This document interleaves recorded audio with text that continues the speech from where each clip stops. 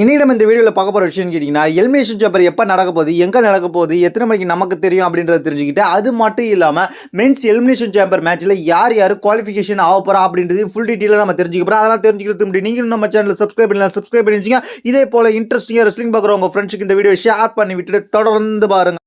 First நம்ம பார்க்க போகிற விஷயம் கேட்டிங்கன்னா எலிமினேஷன் சேம்பர் எப்போ நடக்க போகுது அப்படின்றது தெரிஞ்சுக்கலாம். எலிமினேஷன் சேம்பர் எங்கே நடக்க போகுதுன்னு கேட்டிங்கன்னா ஃபஸ்ட்டு டொரண்டோவில் நடக்க போகுது. டொரண்டோவில் மார்ச் 1ஆம் தேதி நடக்க போகுது எலிமினேஷன் சேம்பர். மார்ச் 1ஆம் தேதி சனிக்கிழமை அங்கே நடக்கும் எலிமினேஷன் சேம்பர். நம்மளுக்கு வந்து மார்ச் 2ஆம் தேதி தெரியும். மார்ச் 2ஆம் தேதி இந்திய டைம் படி எப்போ பார்க்கலாம் அப்படின்னு கேட்டிங்கன்னா இதுதான் லாஸ்ட்டாக பார்க்க போகிற WWE பேப்பர் வியூ. நீங்கள் டிவியில் பார்க்க போகிறது, சோனி நெட்வொர்க்கில் கடைசியாக பார்க்க போகிற WWE பேப்பர் வியூ இதுவாக தான் இருக்க போகுது அப்படின்ற மாதிரி இப்போ தகவல் கிடைச்சிருக்கு.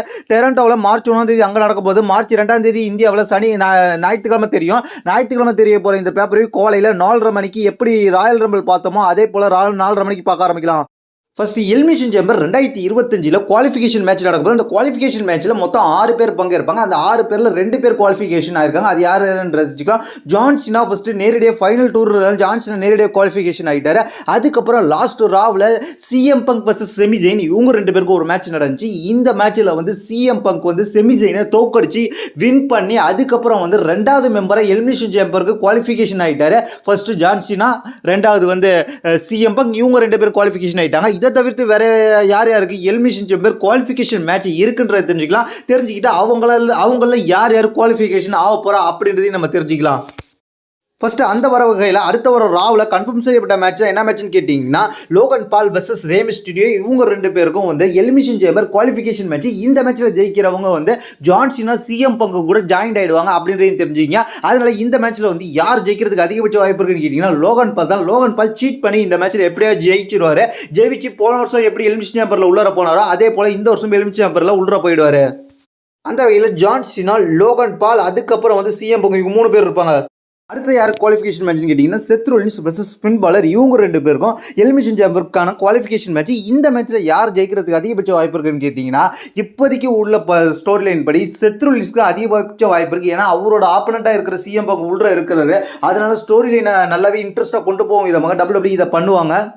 அதனால இந்த எலிமினேஷன் சேம்பரில் 4வது மெம்பரை யார் ஜாயின் ஆக போகிறான்னு கேட்டிங்கன்னா John Cena, CM bunk, Logan பாலோட ஜாயின் ஆக போகிறது செத் ரோலின்ஸ் அப்படின்ற மாதிரி இப்போதைக்கு ஒரு தகவல் கிடைச்சிருக்கு. அடுத்தது இந்த எலிமினேஷன் சேம்பர்ஸுக்கு யார் குவாலிஃபிகேஷன் ஆக போகிறான்னு கேட்டிங்கன்னா இது மேட்ச் கிடையாது. இதெல்லாம் வந்து இவங்களுக்குலாம் ஜெயிக்கிறதுக்கு வாய்ப்பு இருக்கிறதுக்காக நான் சொல்கிறேன். அதில் யாருன்னு கேட்டிங்கன்னா அதில் ஒன் ஆஃப் த மெம்பராக இருந்தால் யாருன்னு கேட்டிங்கன்னா கெவின் ஓவன்ஸ் எலிமினேஷன் சேம்பரில் குவாலிஃபிகேஷன் ஆகிறதுக்கு அதிகபட்ச வாய்ப்பு இருக்குது. கெவின் ஓவன்ஸ் எலிமினேஷன் சேம்பரில் குவாலிஃபிகேஷன் ஆகும் பட்சத்தில் லாஸ்ட் ராவில் வந்து செமிஜெயின் அட்டாக் பண்ணியிருக்காரு. அந்த செமிஜெயின் அட்டாக் பண்ணி செமிஜெயினையும் முடிச்சிருக்காரு. ரேண்டியட்னையும் அட்டாக் பண்ணி ரேண்டியட்னையும் வரடாமல் பண்ணியிருக்காரு. அதனால வந்து இவங்களாம் என்ன பண்ணுவாங்கன்னு கேட்டிங்கன்னா இவங்களில் யாராவது ஒரு ஆள் வந்து எலிமினேஷன் சேம்பரில் கெவின் ஓவன்ஸ் ஜெயிக்க டிஸ்ட்ராக்ட் பண்ணி தோக்க வைப்பாங்க. அது ஒரு இன்ட்ரெஸ்ட் மூமெண்ட்டாக இருக்கும். அதுக்காக கெவின் ஓவன்ஸை எலிமினேஷன் சேம்பரில் போடுறதுக்கு அதிகபட்ச வாய்ப்பு இருக்குது. இன்னும் 1 மாதம் இருக்கிறதுனால கெவின் ஓவன்ஸ் எந்த மேட்ச் விளையாடாமல் எலிமினேஷன் சேம்பரில் ஸ்ட்ரைட்டாக பங்கேற்பார். இல்லாட்டி குவாலிஃபிகேஷன் மேட்ச் விளையாண்டாலும் குயிக்காக முடிச்சிருவாங்க. ஏன்னா கெவின் ஓவன்ஸுக்கு இன்ஜுரி ஆன மாதிரி காமிச்சிட்டு இருக்காங்க. அதனால டக்குன்னு முடிச்சிருவாங்க.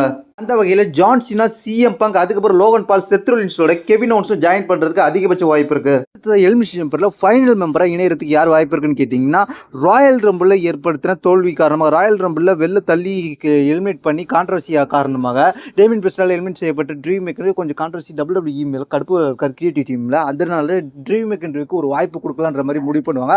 அதனால ட்ரீம் மேக்கருக்கு தான் அடுத்த வாய்ப்பாக இருக்கும்போது ட்ரீம் மேக்கர் தான் எலிமினேஷன் சேம்பரில் லாஸ்ட் மெம்பராக இருக்க போறான்ற மாதிரி இப்போ ஒரு தகவல் வந்திருக்கு. அதனால ஜான் சினா, சிஎம் பங்க், அதுக்கப்புறம் Logan Paul, Seth Rollins, Kevin Owens அவர்களோட ட்ரீம் மேக்கர் இணைஞ்சு எலிமினேஷன் சேம்பரில் விளையாட போகிறாங்க.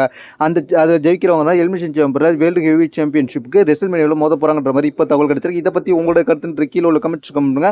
தேங்க்ஸ் ஃபார் வாட்சிங்.